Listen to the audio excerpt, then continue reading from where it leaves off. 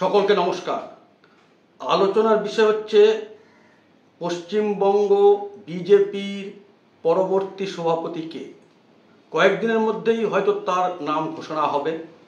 নামের তালিকায় অনেকেই দৌড়ে ছিলেন বা দৌড়ে আছেন, কিন্তু সবার প্রথমে নাম কার বা কে হতে চলেছে সেই নামটি বলার আগে একটি প্রসঙ্গ বলা দরকার যে এখন পর্যন্ত পশ্চিমবঙ্গ বিজেপিতে যে ব্যবস্থাটা ছিল তাতে সবাই স্পষ্ট দেখেছেন যে বিধানসভার বিজেপির দলনেতা আর বিজেপি রাজ্য সভাপতি মানে সংগঠনের প্রধান ও বিধায়কদের প্রধান তাদের মধ্যে খুব একটা তাল মিল সমন্বয় ছিল না।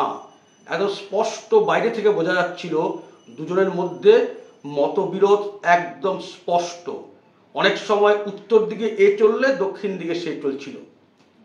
এটা এবার নিশ্চিত করার চেষ্টা করা হয়েছে বিজেপির কেন্দ্রীয় স্তর থেকে যে সংগঠনের প্রধান মানে সভাপতি এবং বিরোধী দলনেতা মানে বিধায়কদের নেতা তারা সব সিদ্ধান্ত একসঙ্গে বসে নেবেন, যেন মতপার্থক্য বাইরে না আসে। কদিন পর্যন্ত চলে সেটা বলা মুশকিল, কিন্তু এইরকম সিদ্ধান্ত নেওয়া হয়েছে এবং সেই হিসাব করে আলোচনার পরিপ্রেক্ষিতে সভাপতি হচ্ছেন নিশ্চিতভাবে দিলীপ ঘোষ, প্রাক্তন বিজেপি রাজ্য সভাপতি। আবার কয়েকদিনের মধ্যে বঙ্গ বিজেপির সভাপতি হতে চলেছেন এবং বিষয়টির মধ্যস্থতা করেছেন একজন বর্ষিয়ান বিধায়ক। তিনি কিন্তু বিজেপির সঙ্গে বেশি দিন যুক্ত ছিলেন না, অন্য একটি ফিল্ডের দিকপাল ব্যক্তিত্ব, গোটা ভারতবর্ষ প্রভাবশালী মহল তার নাম জানে। তিনি পশ্চিমবঙ্গের একজন এমএলএ, সেই বিজেপি নেতা মধ্যস্থতা করেছেন, এরকম একটা সমঝোতায় আনতে পেরেছেন বলে সূত্রের খবর। অন্যান্য মহল থেকেও গ্রিন সিগন্যাল এসছে।